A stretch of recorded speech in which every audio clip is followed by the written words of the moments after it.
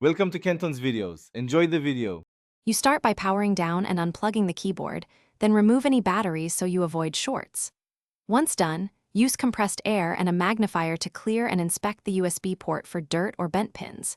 Make sure you have the right tools: screwdriver, spudger, multimeter, and soldering iron ready. Begin by removing keycaps and the case screws to expose the PCB.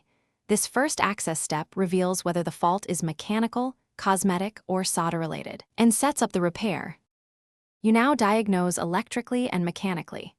Use your multimeter to confirm continuity on V-bus, D+, D, and ground. This tells you if traces are open. If the port is loose or pins are damaged, desolder the old port while heating each pad and using solder wick to remove excess.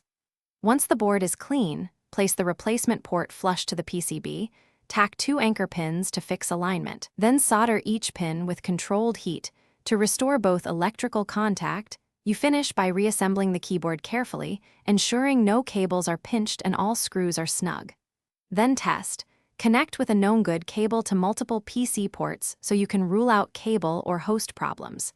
If the keyboard enumerates, perform a typing test to confirm data lines work.